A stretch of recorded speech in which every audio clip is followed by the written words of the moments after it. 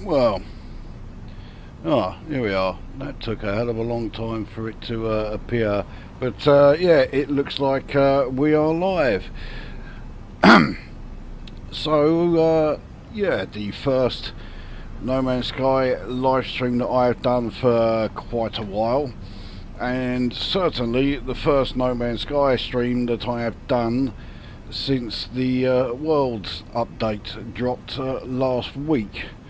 And Erodian has made it here straight away, but I might break a habit of a lifetime. So it's fair to say that the World's update has been a mixed bag. I mean, there's plenty of stuff in there that's great, especially on the visuals front, but it has a lot of issues, and even though a fair few of them have been sorted out in the couple of extremely large patches that have come since then. Yeah, there are still a fair few issues that are hanging around, rather unwelcome, but well, can't be helped. Well, certainly not by me anyway. So we have Erodian and Jim here. So according to the stream settings here, I've actually got 0 viewing. So yeah, that shows how well that's doing. So well, one of the first things that came about as a result of the World's update is that we can now make our own custom-made solar ship, which is what I've done here, and I have to say I really fucking love how this has come out.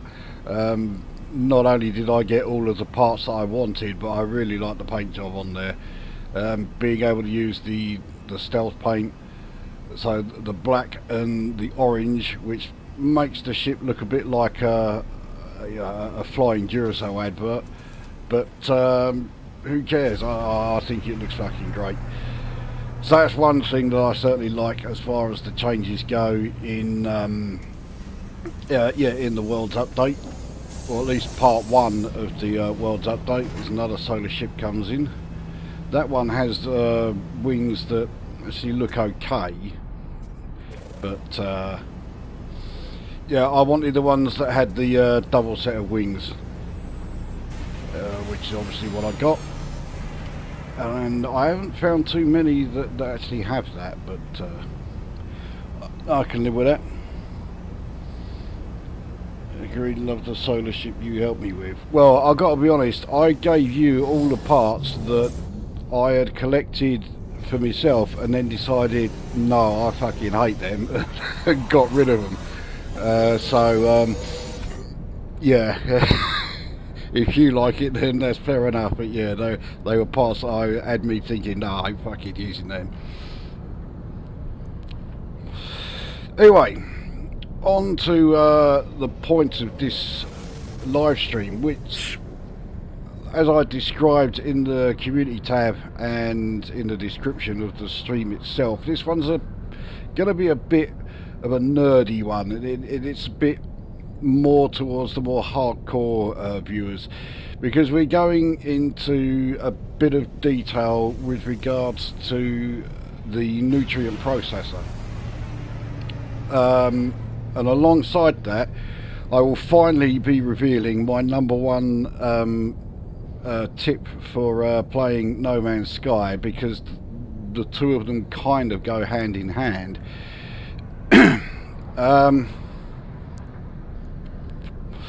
So, if I'm going to be showing the nutrient processor, the best thing to do is go somewhere where I have one. So we'll head over to my freighter.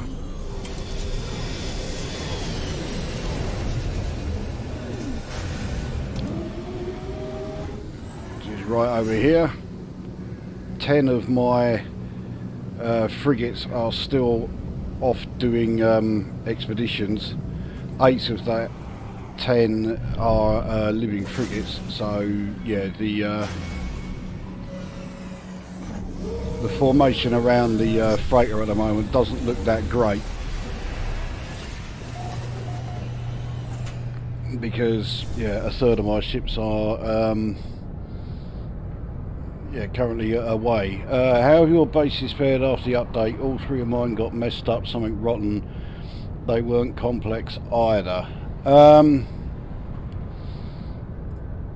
One of mine got ruined.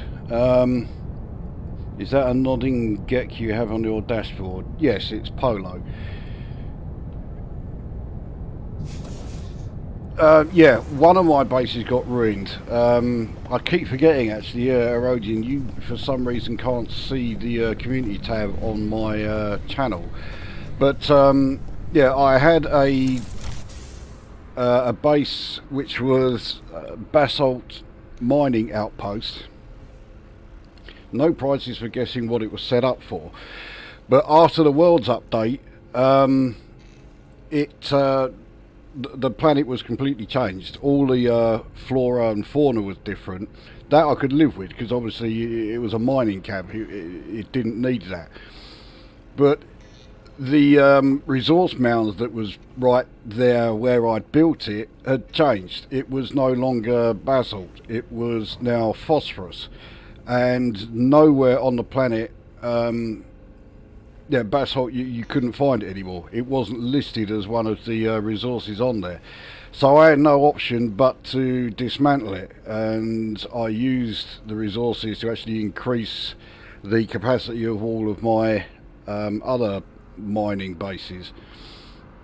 But it was also the only base that I had built that gave me like easy access to the Eisentarn galaxy, and I was a bit fucked off about this, so I thought, right, okay, I'll have a quick look to see if I can find another planet that has basalt and see if I can build one there. The first system I went to, there it was, a planet which had basalt available on there. I found the basalt mound relatively quickly, so I built a new one. So I've got basalt mining outpost beta up and running, and that's now all okay. That's doing pretty much everything that the original basalt mining camp was. All the rest are all fine. In fact, the salt mine that I had, which some of you may remember was glitching quite badly, because sometimes you would appear and there was this fucking great mountain that had sprouted over the top of it. That's now gone. So in fact the salt mine has actually really benefited from it. That's fine. So yeah, that was a bit of a result. The thing that I was most worried about was the state that the Dunroman base might be in. But I went there, checked it out, absolutely nothing wrong with it. It's perfectly fine. So I got quite lucky there.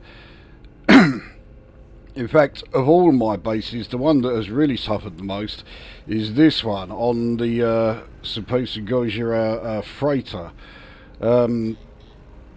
Things like draw distances and stuff like that was sending it fucking haywire. So hopefully it will be okay when we go and take a look at it. Okay, let's see. I have made a couple of tweaks here compared to when I did the base. Yeah, the video where I was doing the guided tour of the bases. It won't take long to go through them. So yeah, I've changed all of these corridors to glass corridors, and the stairs to glass stairs. That's all I've done as far as this area. Nothing has changed in the agricultural block. In the technology block, all I've done is I've added a few posters and decals all over the place.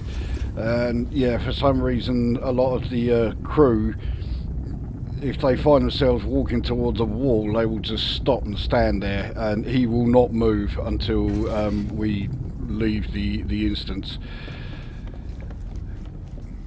Then upstairs I removed part of the dividing walls and filled it all full of more sort of engineering sort of junk. to give it a bit more of a sort of engineering sort of feel, a very industrial sort of feel, which I think it worked quite well. So that's all the changes I made there. And as far as in the museum, obviously there are a few more items on display now, mostly around on this side. Again, a few more decals and posters on the walls, and I've got the 5 stuffed and mounted broodmother heads on the back wall there. That's it as far as changes on the freighter base. You know, I did say they were quite minor. You know, I wasn't joking. It looks like it's rendering it okay here because, yeah, what it was doing just yesterday actually, yeah, it wasn't rendering the far walls and that, so this looked like I was in a huge open space and you could just see all of the rest of the freighter in the background, and it looked every bit as shit as it sounds. So, I don't like your foul language. Well, fuck off then. No one's forcing you to fucking sit here and watch. Yeah, I remember the glitch on your freighter the other day, the door was a wall. Oh yeah, I've had that happen a few times as well. When I teleport here,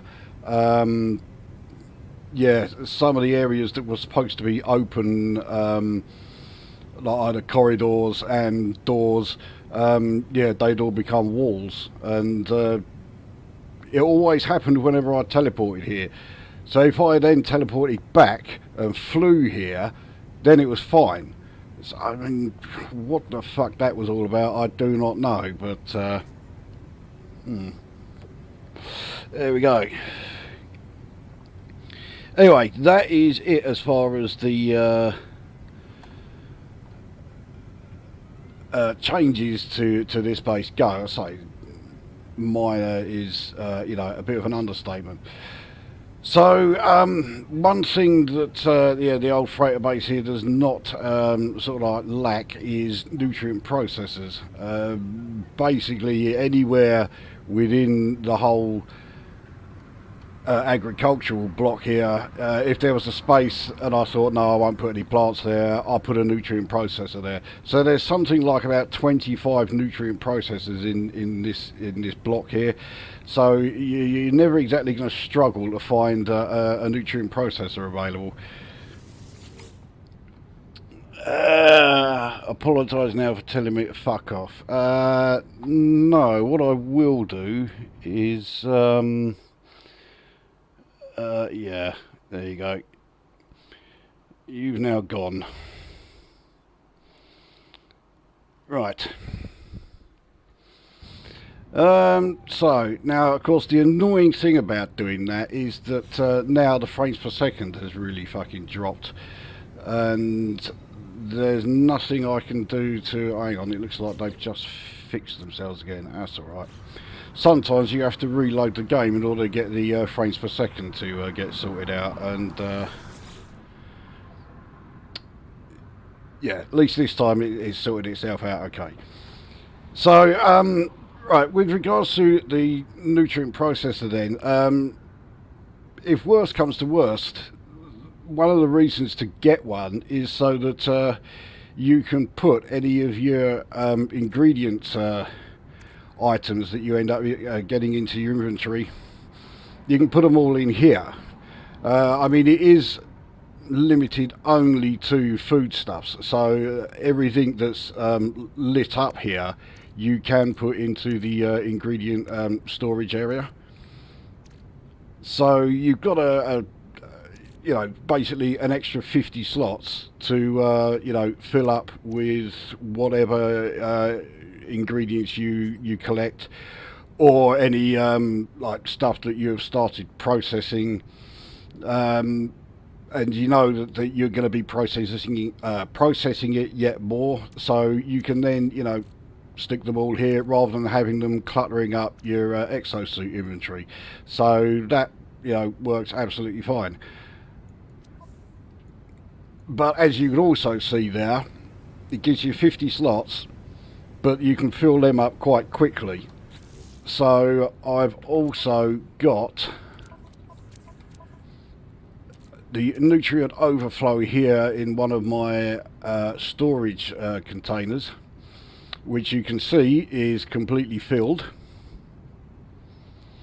Looks like I've accidentally highlighted the the thing that sends emoticons or whatever, so yeah, I've got that constantly going off in my eye line, which is really irritating. Oh well. So anyway, yes, so this nutrient overflow storage area, I'm using this basically for foodstuffs that can't be processed anymore. So things like this, the haunted chocolate dreams. I've got so many different cake and donut varieties here, and then even ice creams. I got 6 different ice creams, and I only sort of like briefly, very briefly looked at making different ice creams, but I mean it does show just how much variety of gameplay there is in this game. We go back about 3 weeks to a month ago. I was in game, Jim was in game at the same time. We weren't in a multiplayer game, and Jim was getting his living ship. It took him what felt like an eternity, but he finally got his living ship, and he was sort of getting to grips with it. So while he's doing that, you know, he's picked up this strange biotechnology living vessel. There was me playing exactly the same game, and I was making ice cream. So yeah, there is plenty of plenty of variety as far as the gameplay goes. Anyway, as you can clearly see, this is also completely filled up. So I've got a second nutrient processor overflow right here. So I have another 50 slots. This is full of just ingredients. Actually, I'll tell a lie. There are a couple of bits here that have been fully processed right up to, as far as I'm aware, anyway, as far as they can go. And yeah, I've only got 4 slots left. What have we got here? The nutrient processor isn't something I've used yet. First time I used it was in this expedition to cook around Sydney. Okay, yeah, you do have to do that. I thought that was someone spamming the emotes. I thought they were trying to scroll the comments. That's usually what causes it. No, I don't think it's actually appearing on the screen, so, you know. Poor old Superhand's got triggered. I hope he doesn't get a PTSD attack. I couldn't give a toss what happens to him. Now, admittedly, even though I've got very nearly 150 slots in my inventories, filled up with nutrient processor stuff, the main reason why I've got so many of them is because I've been saving them specifically to do this. Well, it was either going to be a video or a live stream, and it's turned out to be a live stream. So ordinarily I wouldn't have anywhere near this amount of stuff, and I can't imagine there would be too many players out there who would have 146 inventory slots taken up with just the various foodstuffs. Most of what I've got here is pretty easy to find. I mean, okay, you're not like ever have like 100 larval cores, not least because you can also refine those in the refinery.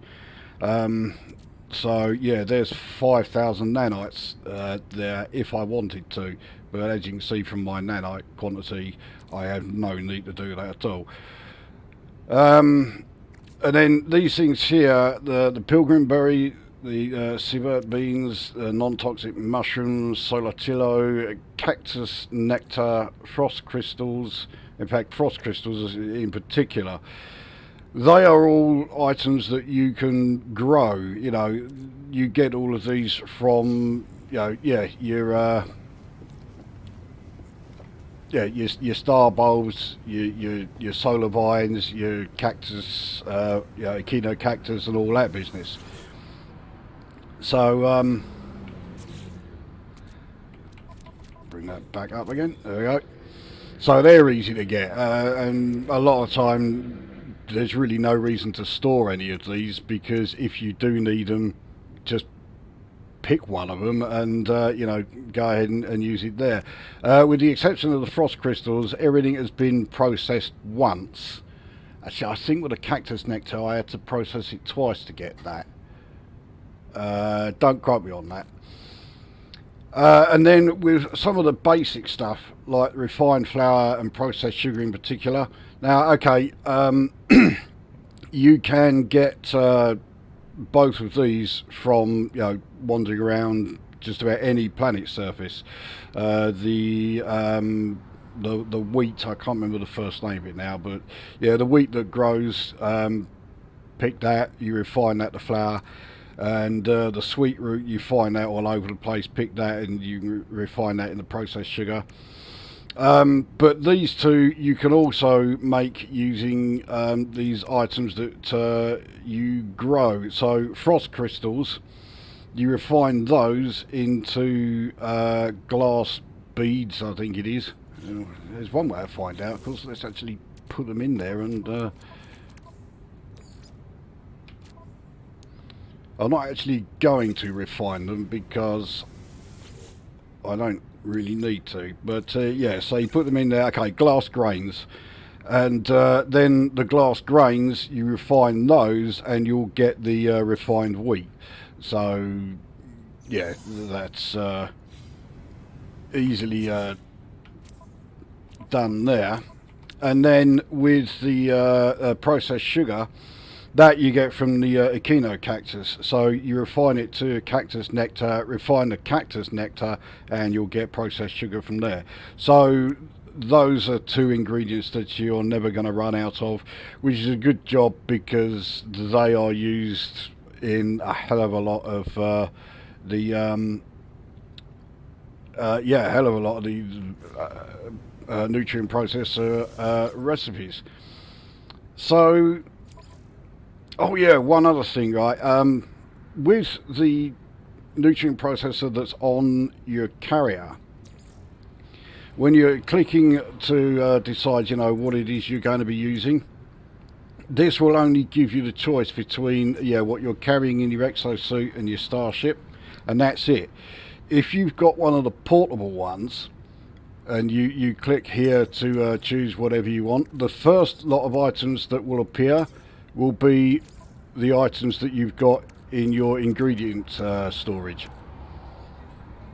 In a number of cases that could be quite useful. Not always, sometimes a bit of a pain in the arse if it's something you've just picked up and it's in your inventory, but it's not the end of the world, So that's one of only two differences between the nutrient processor that you put on your freighter and the portable one. I can't believe anybody would need me to point out the other difference, but I will say it. The portable one you can carry wherever you like. I know there are going to be people out there that would ask, what's the second difference? Right. Now, as far as actually using the thing, I mean, it's like everything else in No Man's Sky. The whole game is all about making discoveries. Not just discovering new systems and discovering new planets, discovering the flora, fauna, and minerals on each of the planet surfaces. It's a lot more to it than that as well. You want to be discovering new technologies and discovering new resources, and then discovering how to put the new technology together, and then how to use it and what's it for, and all this business. and it's all done by trial and error, you know, and it's exactly the same with the nutrient processor.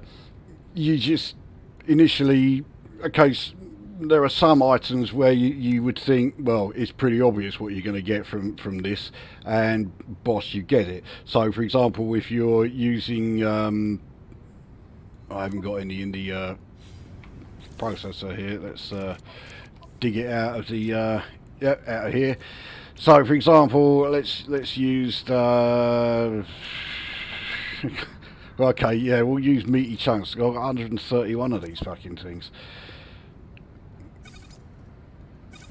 I'll also put my frost crystals back because I've not finished using those.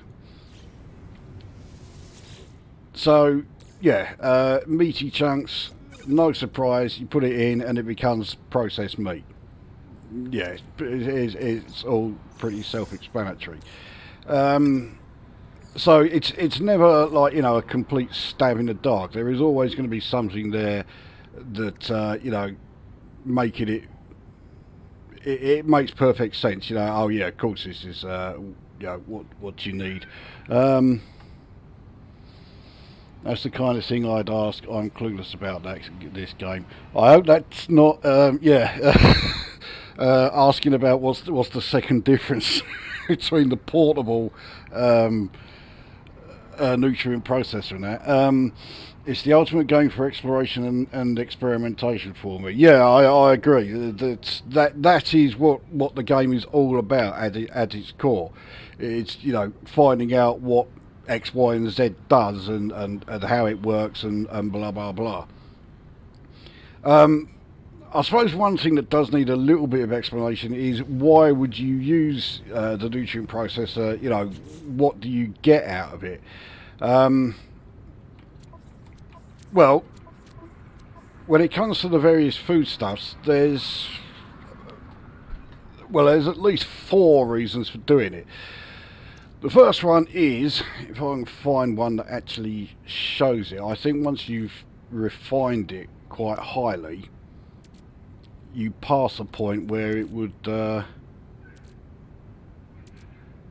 right, none of these are telling me, but I'm pretty sure once I get to here, no, Jesus Christ, none of them actually showing us. Right, well, let's right, cream. Okay, I know that has a use in the game.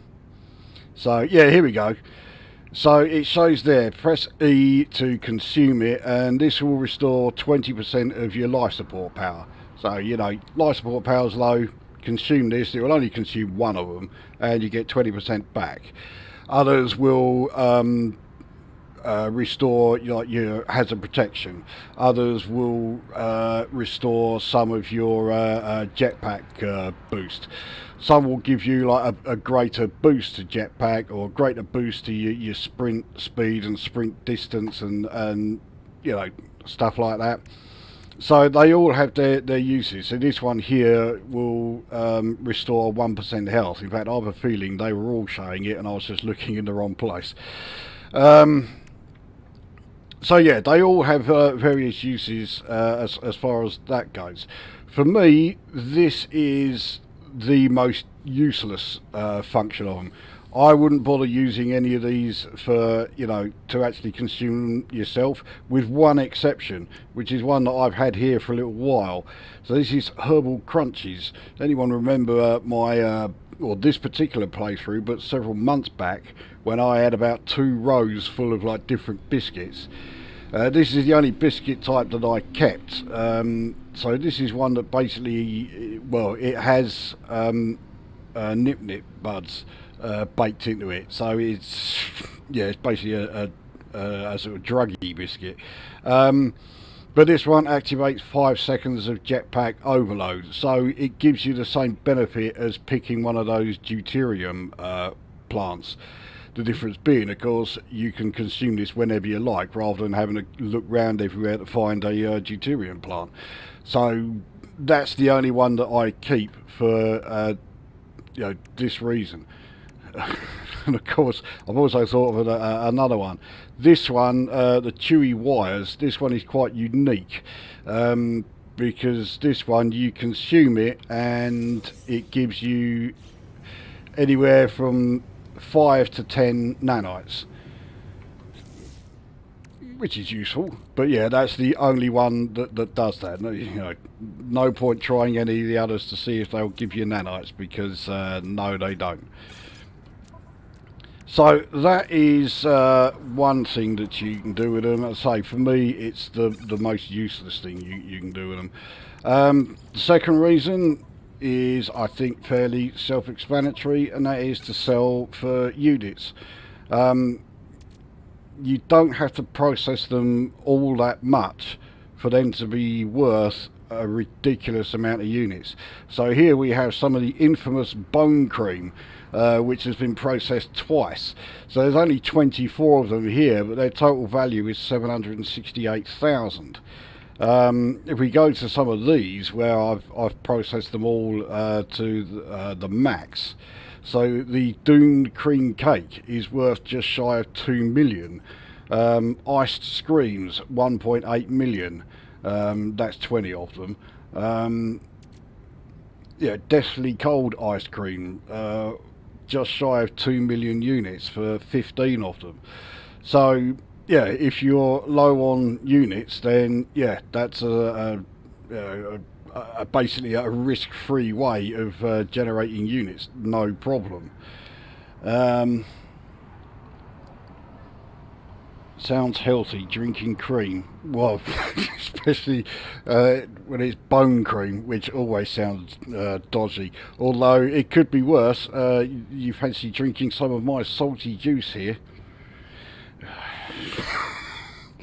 All those products fetch a few quid though. There you go. Yeah, that's what I've just been saying.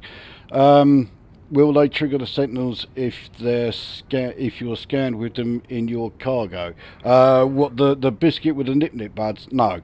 The only time it will trigger them is if you're carrying the nip buds themselves. But once it's been baked into a biscuit, it's fine. Also, if you actually get the gek nip, that's fine. It's only the nip buds will, then they won't like it if they scan those. Okay.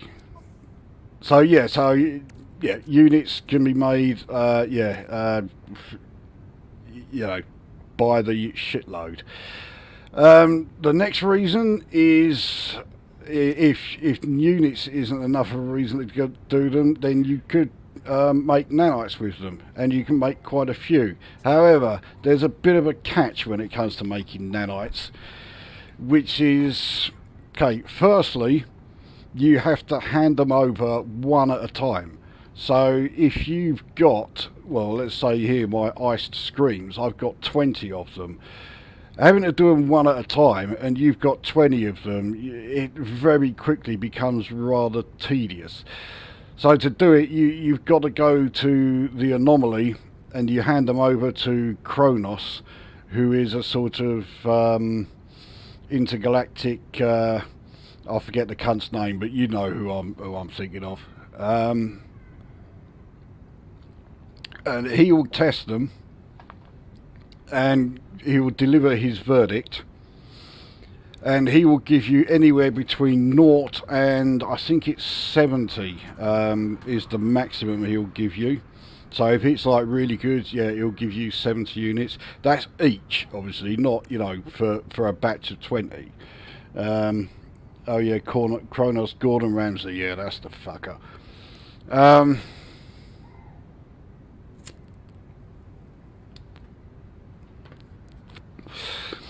So yeah, it can take a while, and there is also a little bit of luck involved, because you could get 0 from an item that you have really heavily refined. Like all of these donuts here, they've all gone through 5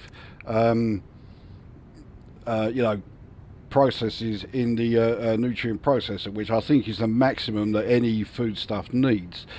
But it is still possible for you to get naught from him. You know, if he tries it and he says, "Oh, this is absolute shit," then yeah, he won't give you anything at all. Uh,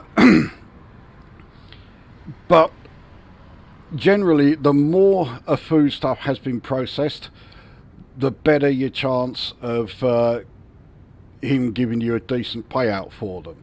So there's a value to each one that's never actually shown between naught and 1. If a foodstuff has a value of naught, so all of like the meats that I've got here, they all have a value of naught because they're completely raw and I haven't done anything with them. You can't hand them over. But as soon as it goes to like 0.1, then you can, it's stuff that he'll taste, and he'll give you his verdict on them. The nearer to 1 that the value is, then the better chance you have of him saying this is great, and he'll give you the 70 nanites for it. So generally, the better, the more processing it's been through, the more likely you are to get a decent nanite payout for it. The Anomaly's very own food critic. Wonder what he gives for the turd biscuits. Or the questionable biscuits. I think he did like some of the ones, because I did pass them off. Mind you, if you think turd biscuits are bad, right, the bread that I've got here, I made this out of to make bread you use refined flour and wild yeast. Now the refined flour that I used to make it came from the frost crystals, which of course initially refines into glass beads. You can also make windows out of the stuff. So there's glass in it, and the wild yeast you get from that from Fecium, from the old gut rot flour. So basically, that bread that I made is made from glass and shit. Mother's pride, it ain't. No one in their right mind is going to make any of the bread I've made in this game.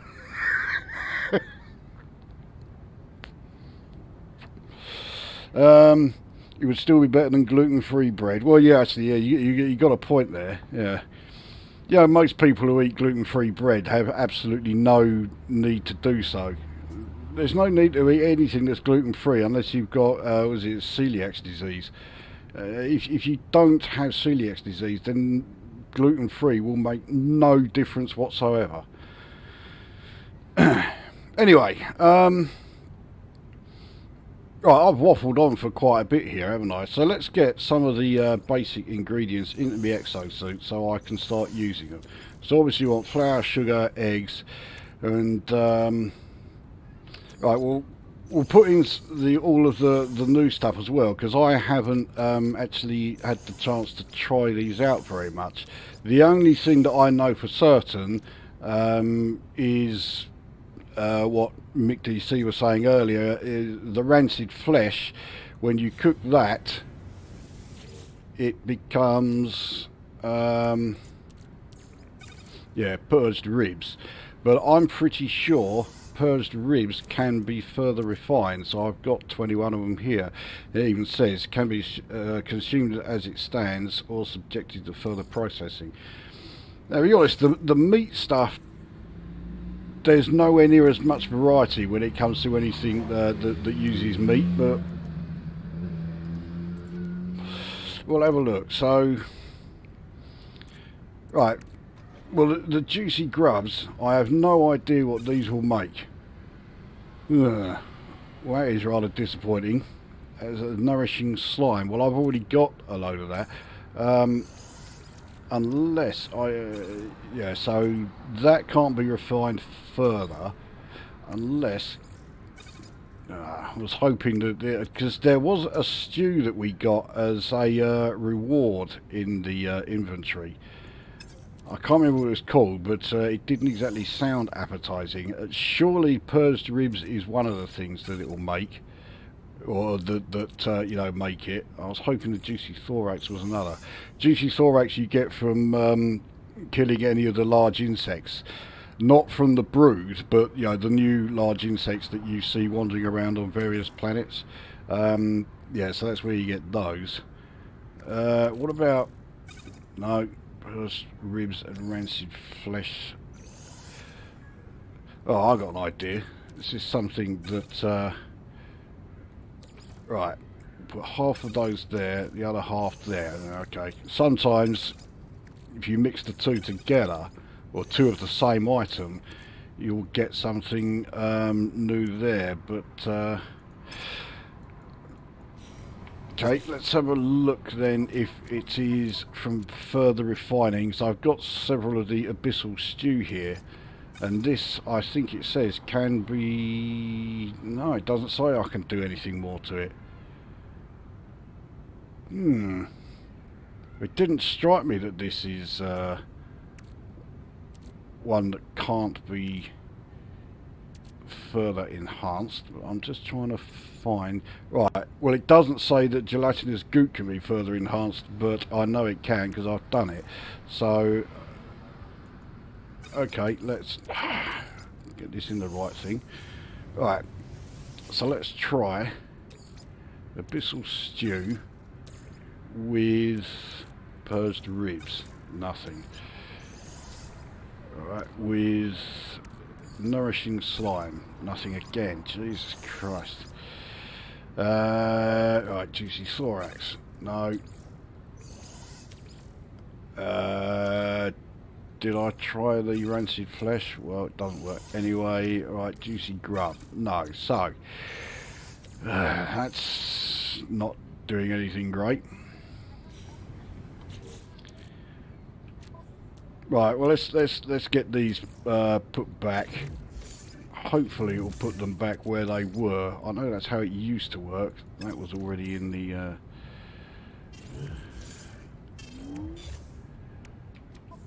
I've got to double check it now. No, it hasn't.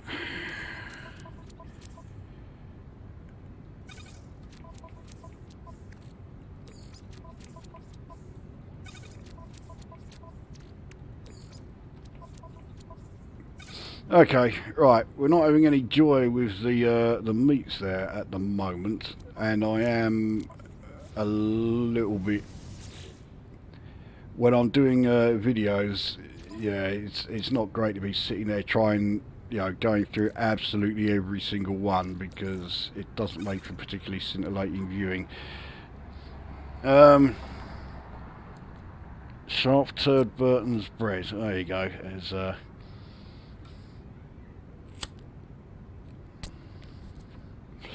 I tell you, it would last longer than Warburton's bread does. We keep buying that, and it keeps going off within like about 2 days.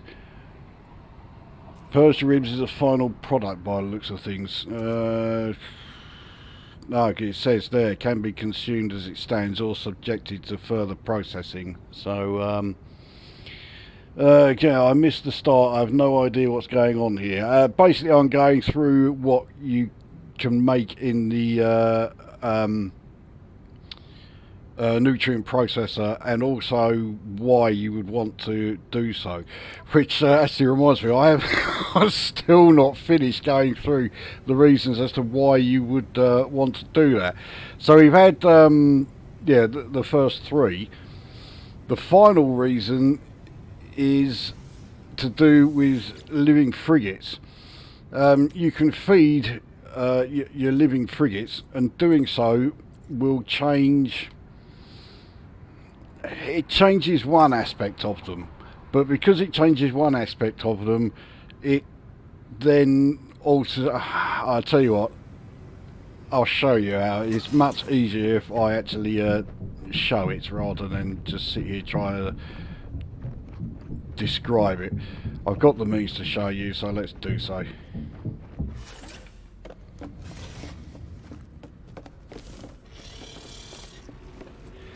Now, the one exception is if you have the Leviathan. That one you can't feed. You click on it and yeah, the feed option isn't there. So yeah, that one you can't do. So, right, well, we'll take a look at this one. I mean, there's no reason why I'd want to feed this. I mean, its lowest stats are 25. This one is in really good shape. But yeah, a lot of people will tell you that if you feed it, it will change the stats here, which is only true to a degree. It doesn't actually change the base stats. There is nothing you can do to change the base stats of any of your living frigates. What it does is change the bonuses that you have here. And of course, with those bonuses changed, then yeah, they will, of course, impact on the stats here. But that's what's being changed, not the actual stats themselves. So with this one, I mean, this is a combat specialist one, and its main bonus here plus 15 combat, so I wouldn't be particularly keen to change this anyway. But if you feed it, you know, it can improve them, it can make them a lot worse. If it doesn't like what you fed it, then yeah, it's you know, all of the bonuses here, they could all just disappear. I've had that happen to me before. Needless to say, I didn't save that go. So some foods, yeah, is going to really like, and that will really bump up its stats well. In other cases, it will be just more like it will change. So this plus 15 combat, it will change that to say plus 15 exploration or plus 15 industrial. So it's more of a sort of sideways move. The other thing, which I actually quite like, is that the various food groups that the living frigates like does not apply to every single one of them. So there is no point asking me what food should I give it, because I have no idea. Unless you have the exact same living frigates that I have, then there is no guarantee that what I fed, well, the intergalactic Moby here, this is one that he's currently on an expedition, which is why he doesn't appear, but this is one that I did feed. I kind of wish he was here so I could show you the bonuses here that he's got as a result. He's not back for another 53 minutes. But yeah, so I was able to get a rough idea of what that one liked. The other thing is that you have to keep alternating food groups. So if you give one a food that is meat based and it likes it and it really bumps up its stats, you can't give it another meat based one straight away. It has to like cleanse its palate, sort of thing. So you've got to now give it a food from a different group. So instead of meat, it's got to be something like, you know, sweet, like a cake or a donut or something. And then you've got to change it again. So you might be able to go back to a meat one again, but you might have to go somewhere else, like give it a drink or something, and then go back to the meat ones. So you can't just keep focusing on one food type throughout the whole thing. You have to give it a variety.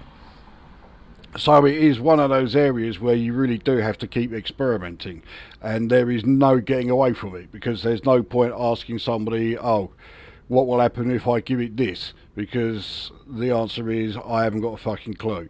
But I like that about it. I like the fact that there is no sort of like, you know, set in stone, oh yes, if you've got a living frigate, give it this, because you know, yeah, it's not as clear cut as that. Alright, anyway, so that's the fourth reason for making yeah, making stuff in nutrient processor, and it's one of the main ones, or at least it was for me. I've now got 15 living frigates. I'm not getting any more, so yeah, all of the stats of my living frigates are now I'm quite happy with how they are, so I'm not going to be changing them anymore. a frigate that needs a sorbet between courses. Well, yeah, I mean, yeah, it is sort of like that, you know. So you can't just keep stuffing the same things down its throat all the time. It just won't eat them. So, right, well, one area where there is certainly a lot of variety is in the old cake making. So, I think we shall go on to that. Let's just get all my meat-based ones back again. What if I... Alright. Syrupy nectar. That's another one of the new ones. The syrupy nectar. You get that from the flora and fauna hybrids. You can either harvest it from them or you can shoot them. If you shoot them, it does exactly the same thing. It just gives you that.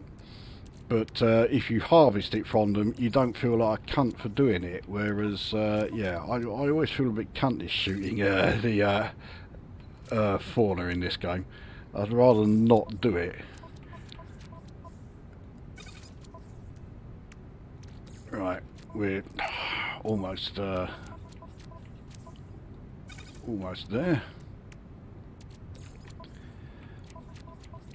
And of course, yeah, I got that completely arse about face. There we go. Right. So what I need for cake making, I've got all in here. So we have 6 sweet batter, which I've not actually used yet. Rising roiling batter, which yeah, is one of the sort of ghostly ones, because for to make the rising roiling batter and the whaling batter, I use the larval cores for eggs instead of like the regular ones. And then we have regular old cake batter here. Right, so as far as any right, okay, so honey we can use. Actually, yes, it's a synthetic honey we can use, not that. Crunchy caramel, yeah, we can use that. We can actually use regular cream, so we'll do that. Where's the chocolate? There it is. Right, so we've got to start. So let's use the rising roiling batter, which I've not used much of at all. So if we put that in there, we get a volatile chocolate fancy. I'm not going to make 33 of them because I want I want to make quite a variety of stuff here. So we'll only make 5.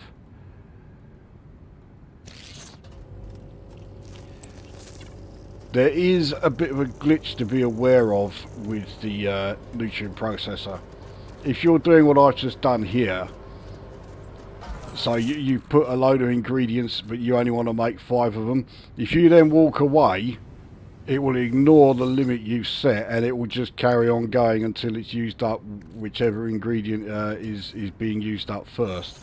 So yeah, you don't want to walk away and leave it. Okay, now what do we get from the honey one then? We get tortured honey cake. Okay. These are all, I say, these are all new to me. I've not made any of these ones before, so it's but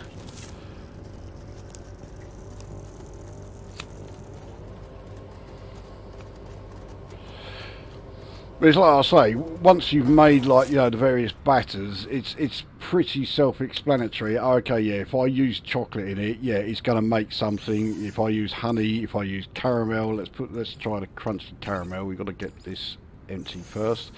So with this one, we get caramelized nightmare. And I've actually got one of those, but not because I made it. I got paid for doing a mission, so I'm only going to make 4 of them. But this will mean I've got 5. Okay. Right, what's next? Will this one make a... here we go. So with cream we get an unbound cream horn. Okay.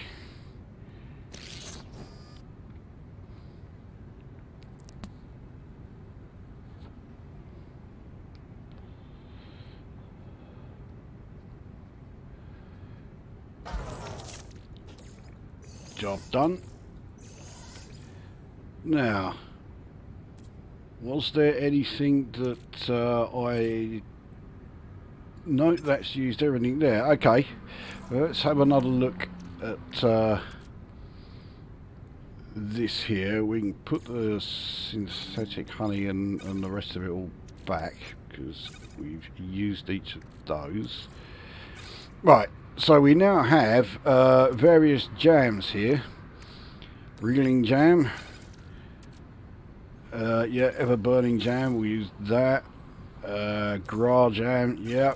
That one I think, yeah, anomalous jam, we'll use that.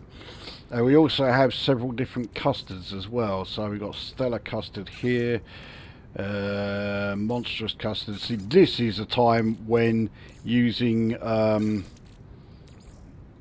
the portable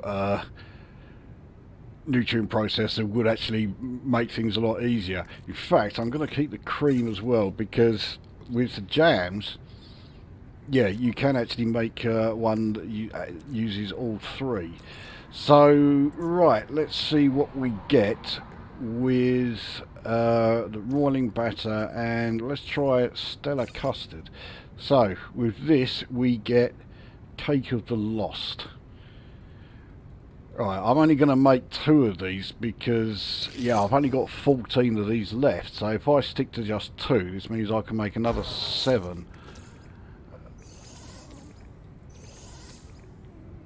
Right, well, let's try anomalous jam. What does that do? Nothing. So that doesn't come up with anything. Right, let's try gra jam. Okay, it looks like we can't use just the batter. No, it's not doing anything if we just put that with just the jam. So we've already made the unbound cream horn, but now with the cream, let's see what happens if we put the jam in now.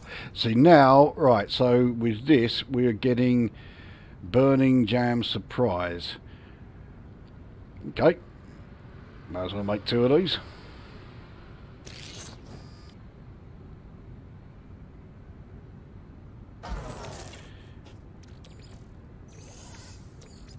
So let's switch the jam again to... right, let's try the anomalous jam. What do we get here? So this one we have unbound monstrosity. That sounds like most of my baking. Okay. There we go. That's a great name, that. Right, what's... okay, let's try gra jam. So this one gives us rising jam puff. Okay. Well, we'll give that one a go.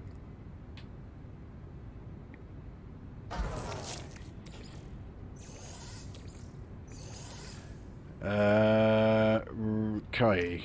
Wriggling jam, I think is the last one. So that one creates a cake of sin.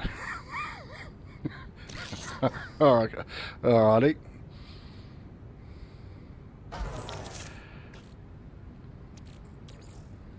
I may as well use up this roiling batter then, because yeah, I've only got 4 left. So okay, let's did I use any of the custards? No, that's anomalous jam. Right, where are the various custards gone? Okay, so it's cake of the lost again. Now we've already had one of those. Okay, let's see what happens if I add any jam to that. No, we can't. Right, well, that will probably be the case with all of them. We'll just try one more. Yeah. So none of that. Well, I'm not going to make another one of those because we've already made them. So, right, Stellar Custard, what does that give us? It's another cake of the lost. Okay, so obviously this batter with any kind of custard will get you a cake of the lost.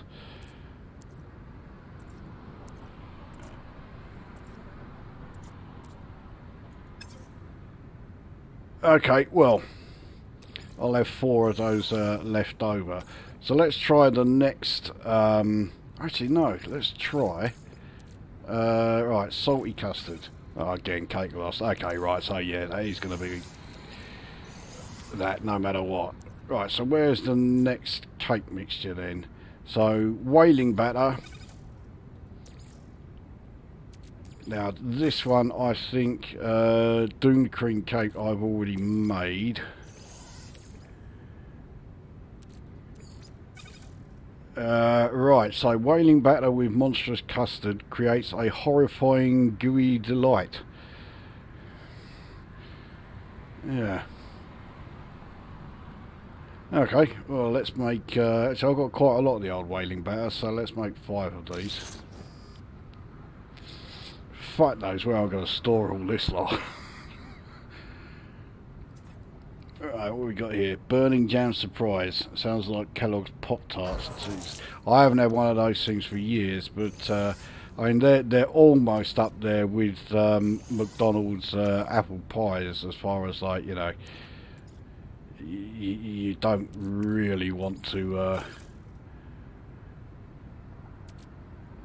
you don't really want to go within, you know, a fucking mile of the things. Right, so it looks like any of the custards I make will give us that same horrifying, yeah, horrifying gooey delight. So, right, we won't bother with any more of those.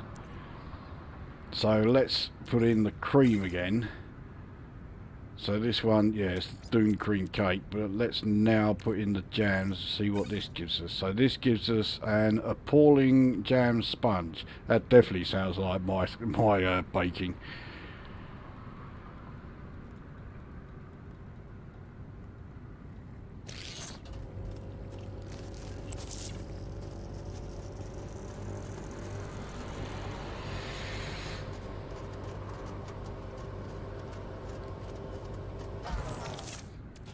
Right, there we go, one appalling jam sponge. Let's try the... Right, that was the burning jam, wasn't it, I put in there? Okay, so this, yeah, it's the same again. Wriggling jam. Okay, right, so this is an apple cake of lost souls. Right.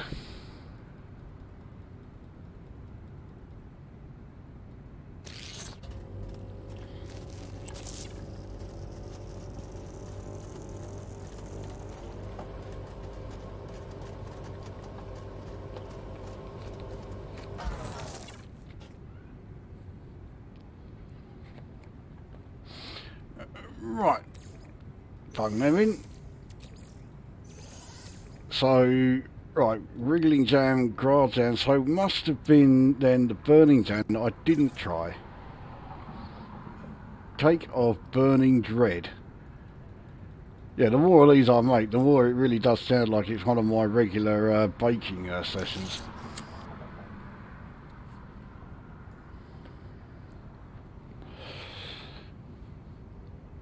Kronos Ramsey pays you for these creations. Yeah, he'll pay for anything. And because all of these things have basically been through 5 processes, then you're, well, as close as you can be to guaranteed. Be good to see what happens with the above. Oh, what with you when you're giving them to Kronos? Yeah. Right, so that's whaling batter. Now, the next, okay. So next it's the thick sweet batter, which is not going to give us any of the, like, you know, yeah, certainly not going to be any cakes of burning dread or anything like this. This will give us, like, you know, regular ones, unless, let's use the stellar custard. What does this give us? So that gives us Starbirth Delight, which I've already made one of. So actually I've made a few of them, so okay, we know how to make it now. Now because that was the custard, I'm going to go on the fairly safe assumption that no, okay, this is something different then. So viscous custard gives us gooey custard fancy. Okay, make 5 of them. Oh shit, I should have only made, actually, yeah, only made 2. I keep forgetting I haven't got anywhere near as much of this batter as I thought I had. Oh, I didn't mean to take the cream out. Let's sweet cream dreams. I don't think I've made any of those, so okay, we'll do 2 of them.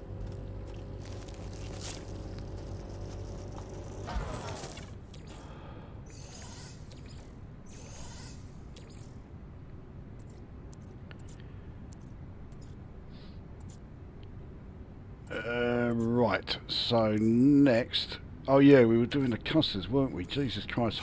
So this one is salt lace honey cake. Now I've already got one of those, so don't need to do any more of them. So now we will put the cream back in, and right, let's try the ever burning jam. So this is a gooey mouth burner.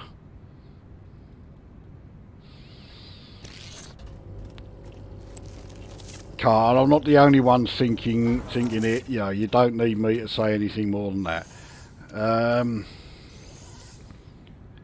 Okay, let's try the wriggling jam. This gives us gooey fruit surprise. Doesn't sound familiar. I don't think I've made one of those, or 2 of them as it is. And let's then try the gras jam. And this is gooey fruit surprise again. Okay, so nothing new to be added there. Right, we've got no more. Well, actually, we've got only 2 more to thick batter. So let's take my cake out as well. So then let's try the last of the various cake batters then. So this is just plain old cake batter. Try it with the viscous custard, and that makes a custard fancy. Don't think I've made any of them. So right, 2 of those.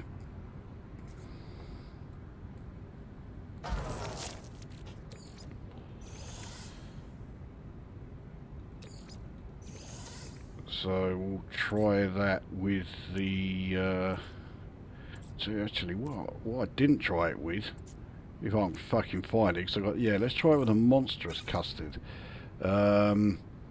Horrifying gooey delight.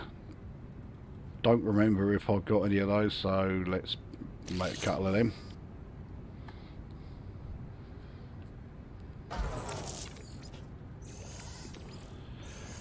Okay, so let's put in the cream, and let's use, right, ever burning jam. So this creates ever boiling cake. That's definitely a new one for me.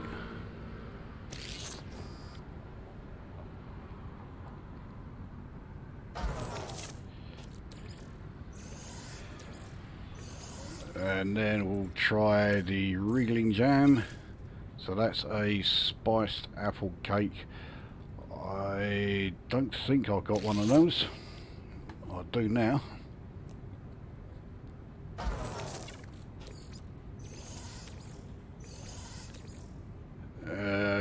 Right, so the next jam is the gras jam. So this is traditional cake.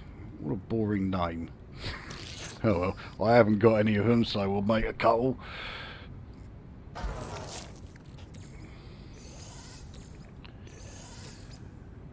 And finally, let's try the anomalous jam. What does this get? Perpetual cake. Well, that's definitely one I've not done. All of these things sound like badly translated food that you find in Chinese street markets. Well, yeah, some of them certainly do, yeah. I can't argue with that. Let's just try. I used the anomalous jam there. Did I use the... Oh yeah, it's not really anomalous custard. It's stellar custard. It gives us an interstellar fancy, which is the last two of my cake batters.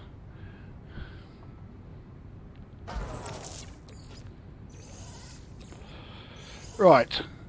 Well, as a result of that, I've made all this little lot. If we put back the various batters that I didn't use up, we'll see exactly how much of this has been. That's the viscous. That's the salted. That is the 6 sweet. So the cake batter was there. So anomalous jam. Ever burning. There.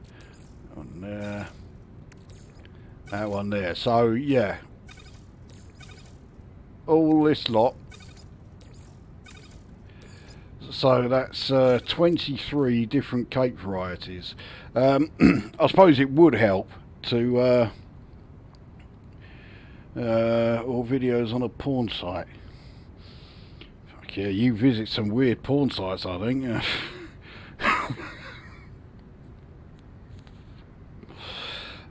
Yeah, so with all that lot, I think it would help then if I showed how to make the various cake batters. I don't think it's going to surprise you too much to hear what's involved with making them.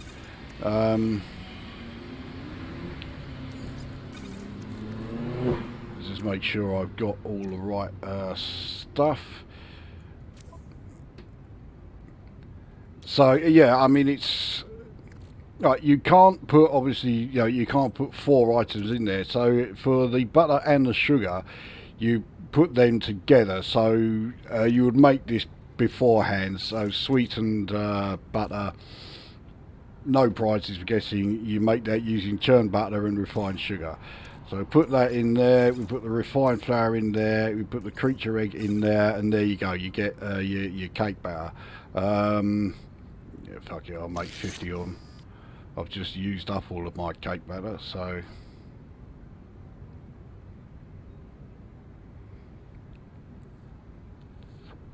Actually, I won't make 50 because I want to use these to make something else.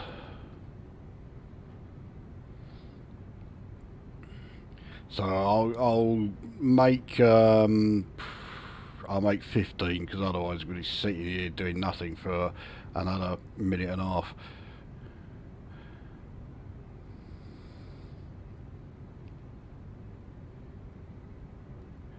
Okay, so that's your cake batter. It's all pretty self-explanatory. There was one that I forgot to take out. Delicate meringue here. So you replace the refined flour with the delicate meringue, and that don't work. Maybe it's the creature egg. No, I can't remember how to make that one. Well, this gives me the chance to show another feature, because if you do forget the ingredients, they all get stored in your cooking recipes here under the catalogue and guide, so you can always refer to this. So no, I don't want to preserve fruit. I want to find out what was it I did to make the partially liquid cheese. That's no good. Where's the cake batters? Viscous custards, stellar custard, salty custard. No. Ah, this looks right. So cake batter I already did.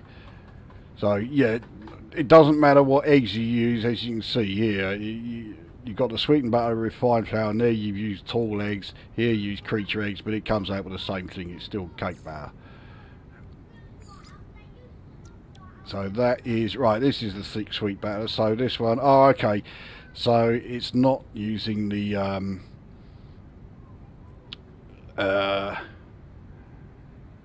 meringue. It's using the gooey butter,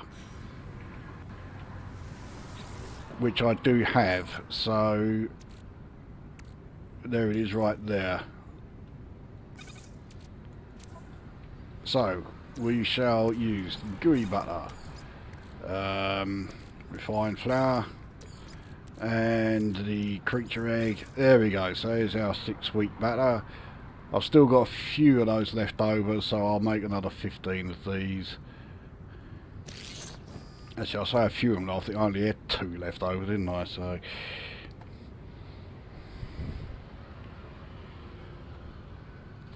but at least this way, if I'll show you how to make the actual batters, gives you a bit of a head start as far as like making the various cakes, because there are like fucking hundreds of them.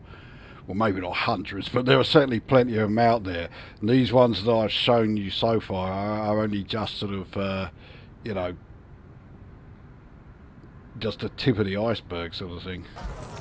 Right, so that's the 6-week batter. Now, if we change the eggs to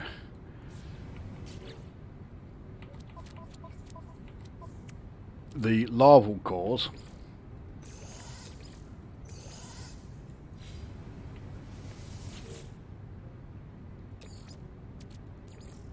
and this will give us, yeah, the whaling batter. In fact, I have a horrible feeling I don't need to waste gooey butter with that. Let's put that in. Now if I put sweetened butter there, yeah, that will continue making whaling batter. Making sweetened butter is a lot easier than making the gooey butter.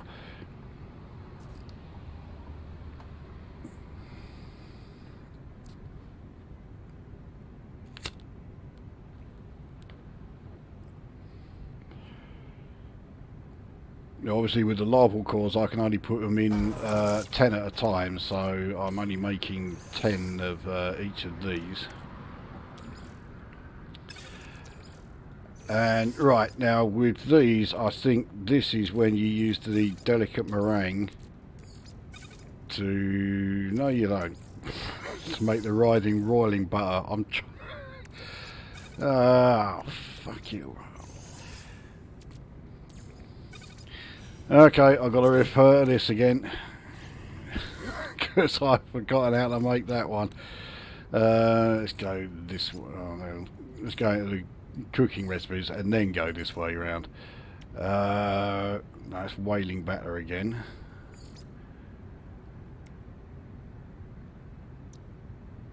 Right, so it's delicate meringue and refined flour, so it's not any of the butters at all.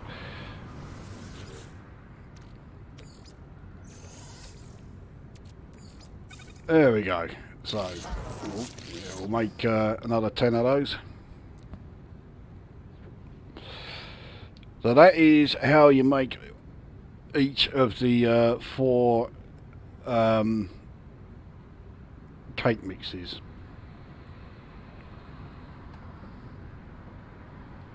And like I say, there are plenty of other cake variants that I didn't show. Right, so let's see how this does as far as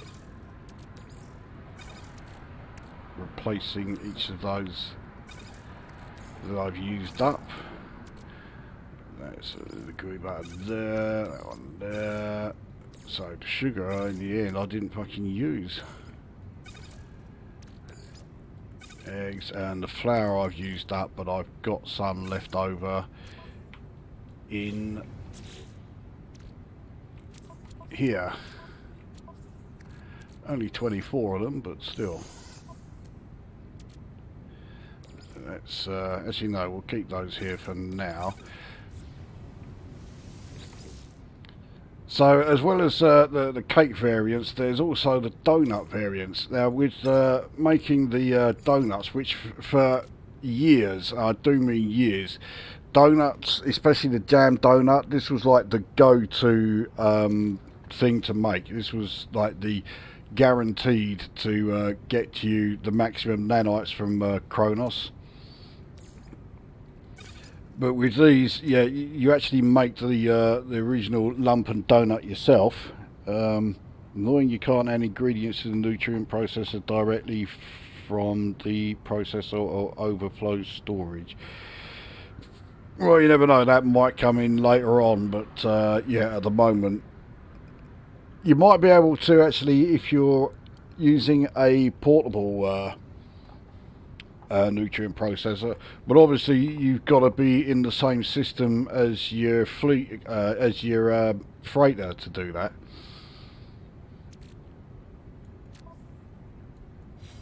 Now, I've already made quite a few donut variants. I don't really want to be making any more of the same ones. So yeah, these are the ones I've made here. So caramel donut, wriggling donut, honey donut, they're all the same as usual. Anomalous donut is using the anomalous jam. Custard donut, yeah. Jam donut, cocoa donut, yeah. It's all monstrous donut is, yeah, that was using the monstrous custard, and the stellarator was using the stellar custard there.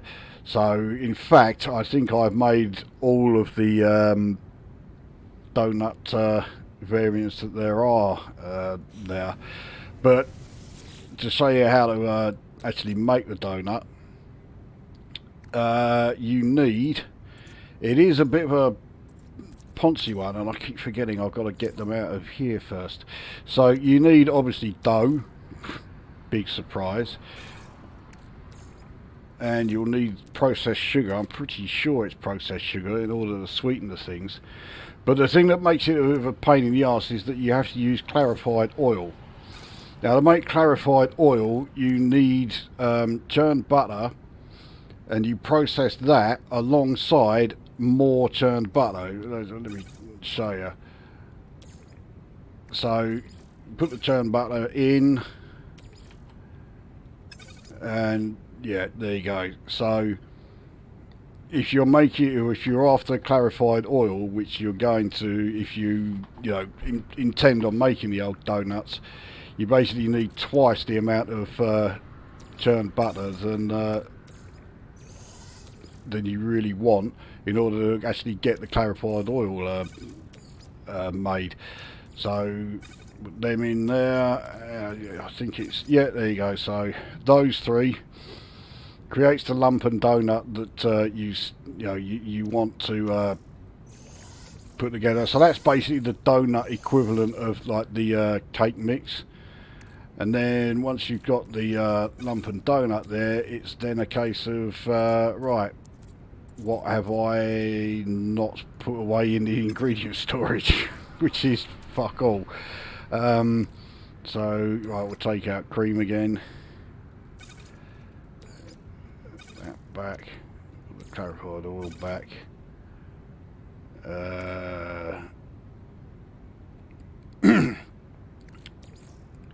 put back the stuff that I don't need kept out. So dough, do-re-mi, that is, yeah, that's everything. Now I'm pretty sure, I'll take out all of the jams that I've got, but I am pretty sure that yeah, the jams and the custards, with the exception of the monstrous custard and certainly the stellar, I think it's the stellar custard, not the stellar jam, they're all going to make pretty much the same thing. So yeah, there you go. So there's the custard donut there with the viscous custard, not a big shock. The monstrous one creates, yeah, the monstrous donut, which you saw I'd already got. So the stellar custard, yeah, that makes the stellarator, which I think is a great name. The anomalous jam creates anomalous donut. I don't think I had any of those, did I?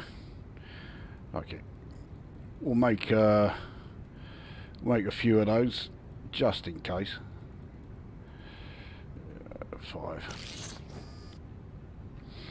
Anything else here? No.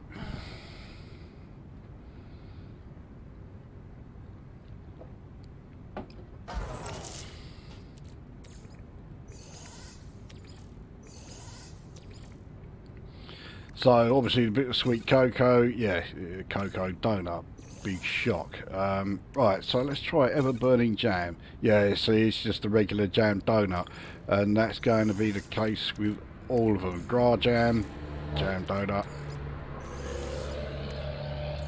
wriggling jam. Okay, so that one makes the wriggling donut, so that is something that's different, but again, I've already made one of those.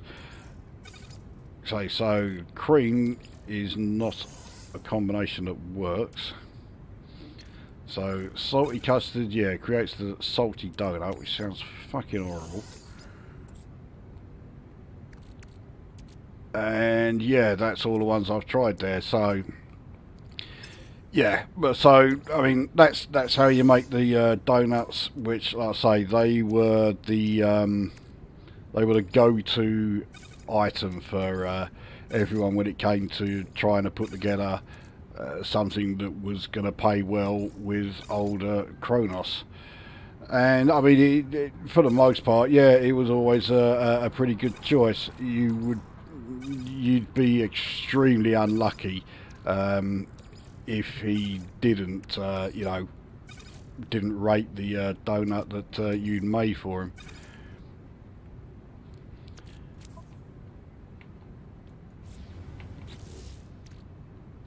So that is a somewhat in-depth look at the nutrient processor. There you go, I did make some enormous donuts after all that. But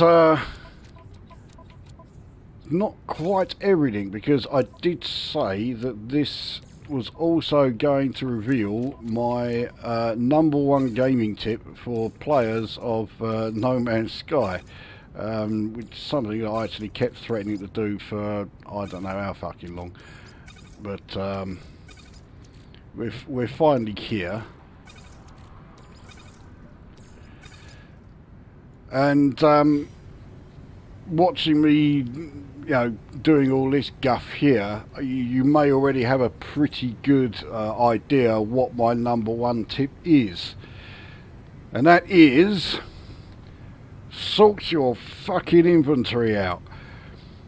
Because I've seen on plenty of videos players of all sorts of, various abilities and various sort of levels within the game, and their inventory is a fucking mess. And, so many occasions you can see that they are having to look through and try and remember where everything was, and and trying to find, like, the one item they can, and they couldn't. In the end, they give up. And I'm speaking from experience when I say that there is nothing more infuriating about the multiplayer aspect of this game than playing, in a multiplayer game alongside somebody who pretty much constantly says, "Where is this? I can't find this. I haven't got this. I'm looking for this." So sort your fucking inventory out, and that way you don't have to spend a fucking age looking for a particular item. You know exactly where it's going to be, and you don't drive any other players around the fucking bend while you're looking for it. Now, this, I'll be at great pains to point this out, is just a guide, okay? I am not saying sort your inventory out so it looks like mine, okay? This is not a walkthrough, and I'm not one of these cunts that constantly sits there saying you must do it my way or else you're doing it wrong. Elite Dangerous is a notorious one for people doing that. So, like I say, this at the moment is in a bit of a mess here because of all these cakes I've just made, but this is a sort of, this is a template you can use, okay, to help you find stuff better. So this is how I've got mine arranged. So first I have my portable technology. Now I've only got 3. There's a good chance that others watching this are going to have more than that. Just because you've got more doesn't mean you're doing it wrong, and it doesn't mean I'm doing it wrong. It just means that I've got to a stage in the game where I don't need any more than these 3. It's very likely that those of you watching will probably still have a nutrient processor that you're carrying around with you, and well, I mean, who knows what else. But yeah, those are the 3 that I carry anyway. So I keep them first. Then after that, I have all of the what I call the harvesting resources. So it's all stuff that you get from, using the mining laser effectively. They're not in much of an order because they don't really need to be, but I mean things like ferrite dust, pure ferrite, magnetized ferrite, those 3 together, obviously. Carbon and then condensed carbon, they're all together. The 4 chromatic metals, and then the chromatic metal itself right there, and then underneath them I've got the 4 activated versions. Sodium and sodium nitrate together, copper and ionized copper, cobalt and ionized cobalt together. All pretty much makes sense. The 3 gases that you use in the manufacturing of stasis devices and what have you. Those 3 together. So it's all pretty simple, straightforward stuff. And again, it just all helps to make everything easy to find. So after all of those, I then get to the stuff that I really don't need to be carrying, but I am. Hexite, fragmented qualia, liquid sun, cursed dust. I don't need any of these things, but I've got them. Then I have the currencies, the tainted metal and the void motes. Somnol dust, that's another one actually. I don't know why I still carry it. Then there's the stuff that I get because they come from dead things. Atlantidium you get from killing corrupted sentinels. Obviously you can also get plenty of it on dissonant planets. Pugnium you get after killing regular sentinels. Mordite you get from killing any animal. You can also grow Mordite, which is why I've got it here with Fecium, which again you can grow, and then I've got the plants that you grow in any base.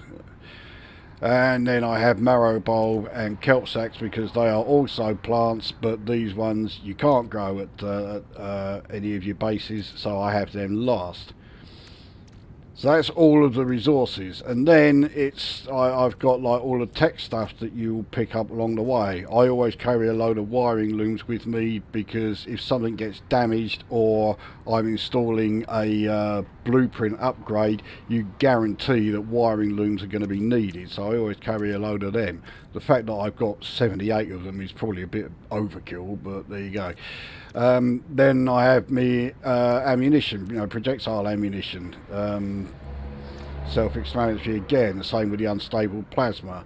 Then the ion batteries, which I'm always using to recharge all of my hazard protections. Navigation data. Life support gel again for recharging the your actual life support. Creature pellets, which you don't actually have to have, but it's useful to have them. Hex core is another one of those. I don't know why the fuck I've kept it because it's pretty useless. The Atlas Pass V3, which I need, and the emergency signal scanners. There's a Trident key, which yeah. And then there's my herbal crunchy biscuits, my processed meat, which I'm feeding to one of my animal companions and my living ship. And then my chewy wires, which, if I want some more nanites. And the carbon nanotubes are actually a bit of a waste. I don't need those, which is why they're right at the end, along with all the cakes that I've just made. And so, everything all comes in order, so you know roughly where everything's going to be, and there's no gaps anywhere, because this is another thing that infuriates me. Let's just put that there. You look at some of the players, and they have like empty gaps here, and they're totally unaware of it. So they then pick up an item which they haven't got any of before, And when you do that, it gets added to your inventory at the first empty slot, which means it will be put right here, right in the middle of, you know, everything else you've got scattered about. You're not even going to notice that it's there, let alone, you know, what item it is that has appeared there. So yeah, don't have any gaps, so that in that way anything you pick up, it will appear right at the end, so you'll see it straight away because it's out of order. And so yeah, you know straight away you've got something new there. So I mean, that's how I do it with the exosuit. With the starship, it's slightly different because there's only a few bits that I carry on the starship.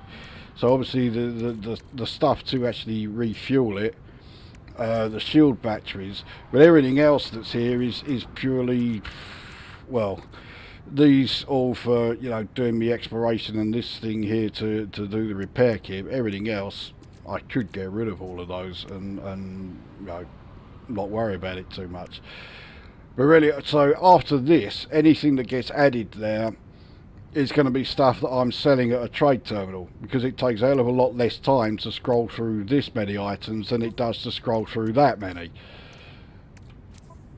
So yeah, if I see anything after the echolocator, I know I've got stuff that I need to sell off to the trade terminal and done. Obviously nothing is going, you know, being stored in the multi-tool. With the freighter, again, there's not a hell of a lot here that you really need to keep. So this is again a bit of a sort of overflow sort of cargo capacity. So all of these from you know, corrupt sentinels, and the other various other sentinel parts that you use in making upgrades later on. Obviously the warp hypercore you're going to need, because at some point you will need to you know, refuel your hyperdrive. Then the Gek Relic Viking Dagger Korvax casing for when you're looking for portals. Obviously the frigate fuel, salvage frigate modules.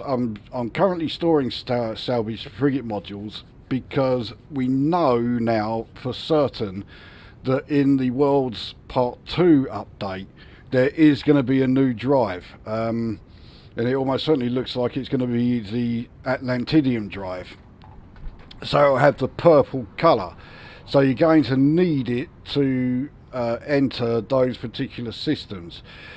And obviously to unlock it for your freighter, you're going to need salvage frigate modules. So if it follows on from the same sort of rate of progression with regards to how many you need, you know, after the cadmium and the emerald and the indium, it's going to need either 16 or 24. So I have 59. Yeah, okay. At least that way I know that when it comes along I've definitely got enough. But I think, yeah, if you go with the assumption that it's going to take 24 of them, then that way you should certainly be, you know, pretty much certain that you're going to you know, have enough of the things. The only other thing I would say as far as sorting out your inventory is with your storage containers. Don't just leave them named storage containers. Rename them so that you know what's going in there. Have them set so that they are only going to be used to carry like one particular type of item, not just one item, because that would be ridiculous. So like here I've got like stasis device and fusion igniter crafting, so all of this goes towards you know, crafting those. And then I have my fucking 440 stasis devices and fusion igniters being saved. So then there's the resource technology overflow. So any of the mineable items I get, when I reach 9,999 of them, I then store them in here rather than have them cluttering up my exosuit cargo. Then here, all of the technology items. Again, I don't want to be cluttering up my exosuit inventory with them. So yeah, I've got all of my autophage staff parts, various ship upgrades here. My Minotaur flamethrower S-class modules, they're all ready. Another sputtering starship trail, just in case I end up with a 10th ship. And then, like, the various items which are, well, for the most part, almost like a one-off use, but probably not a good idea to get rid of them just in case. So the historiographical dosimeter, the Dream Aerial, and old Flare, the Sentinel you make. And then, like, the various ship parts, I went a bit mad. I got 7 each of the Iron Vulture ship parts here, and then I've got various other hauler ship parts on that one. So yeah, technology overflow one, and then the other ones you've already seen, the nutrient overflow, which this one is full of stuff that's been finished. Then the ingredients one, so that one, well, I've got a bit more space in here now. I've now got space for 6 instead of 4. Big deal. So the rest are all still just called storage container because I'm not using them at the moment. But yeah, if you set them up so that you're just going to put like one kind of item in there and then rename it so that it's easy to spot. So the whole thing is geared towards making things easy to find, because there are shitloads of different resources in the game, and trying to track all of them when you're just putting them here, there, and everywhere, is it's a ridiculous prospect, and it's far too difficult. So make it as easy as you can by doing that. Right, what we got on the GT plays him. I know who that was meant for. Well, I think everyone knows you're the one that's that I play, multiplayer with more than anybody else. But yeah, there is no denying it drives me around the bend because that's pretty much all I hear you say. So yeah.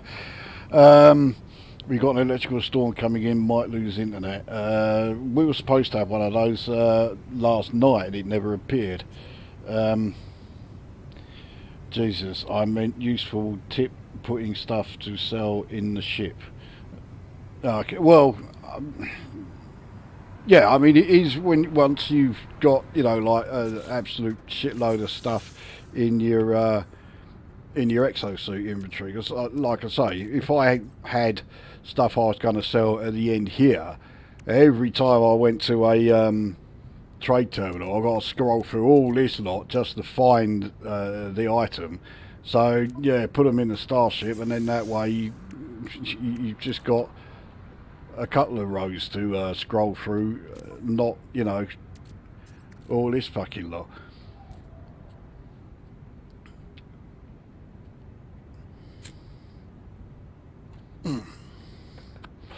Well, we still have, yeah, we haven't even been going 2 hours yet. And I did hear at least one of my expeditions return. So let's see what they brought back with them. Yeah, it is still the one. And you'll notice that yeah, on the PC version of this game, this fucking visual glitch on the pirate raider frigates is still very much present. It's also still there on the support ships, but those are the only 2. I mean, to be honest, it shouldn't be on any of them, but yeah, there are 2 left where it's still there. Right, so 7 Corvettes casing the first, 8 Vortex Cube, 5 Gek Relic units. I don't think I'm getting any nanites in this one. More units. Dirty bronze I'm out of at the moment, so yeah, that'll do. Gravitino balls. So at the moment it's all stuff that I'm just going to flog. Magnetized ferrite. More units, more units, more units, and more units. That's a rare. Don't know what the value will be. More units. Thermic condensate I've been really low on. I could do with that one.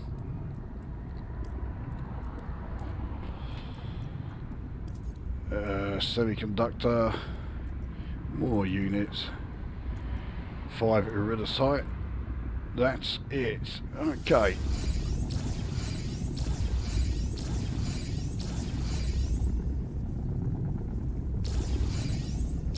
Yeah, that rare didn't look like it was a particularly valuable rare.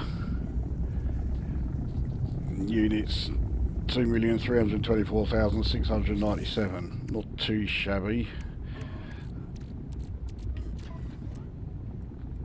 Okay, so that brought those Corvax casings up to more than 20, so I can stick them in a starship to sell and keep the 3. So everything that's being sold will go to the starship. There's some extra items there that I'm saving. Yes, I am saving them for you. Right. Dirty bronze. Oh, okay. Actually, I can use 2 of those. So let's do that quickly. Right. No. Leave it in there. So thermic condensate. So I'll be really low on that. I only had 2 left. And right, 3 semiconductors. Don't really want them left as semiconductors, but I've got no enriched carbon, so let's quickly make 3 of those. So 750 radon, 150 condensed carbon. Now I can use that to make 3 superconductors and then stick them in there like so. Right, I'll refine the additional iridescite and geodesite because I don't need to keep them.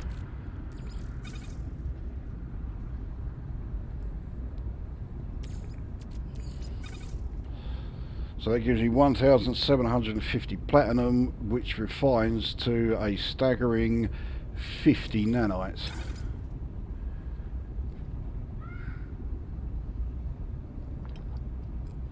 Yeah, the refined rate from platinum to nanite clusters is terrible. I remember when it was first added, you could get shitloads of nanite clusters from platinum. Fucking well, don't now. Right, where are we here? Can we see how many nanites you get from fucking MasterChef from the stuff you made this evening? Yeah, okay, I'll stop. I'll swing by there. Hey, Lukozer, have you done the current expedition? Yes, I have. It's good. Yeah, I agree. I thought the expedition was great. I much preferred it to the previous Adrift expedition because, well, it was a lot more action orientated. It was, you know, I liked the ones that have more combat in them. I mean, obviously Adrift was never going to have that because you were, you know, pretty much the only person alive.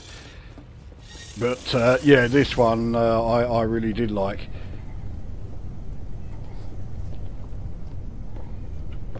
It wasn't that difficult either. I mean, I finished it in a day, so yeah, it was pretty straightforward. Right, I have got yeah, I've got all the cakes and that. Right.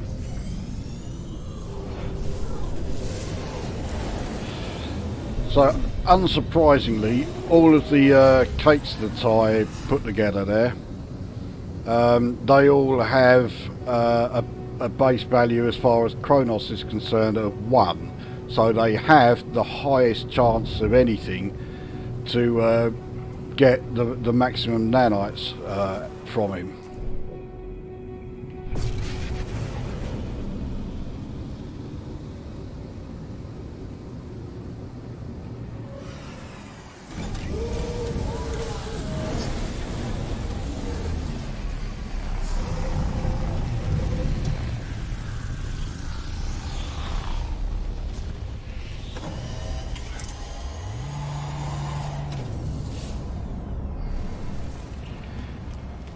Now, it'll be interesting to see which ones it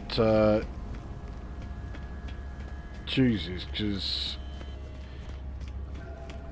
it'll give me, yeah, it gives me, I think, like 2 or 3 options. So here he is.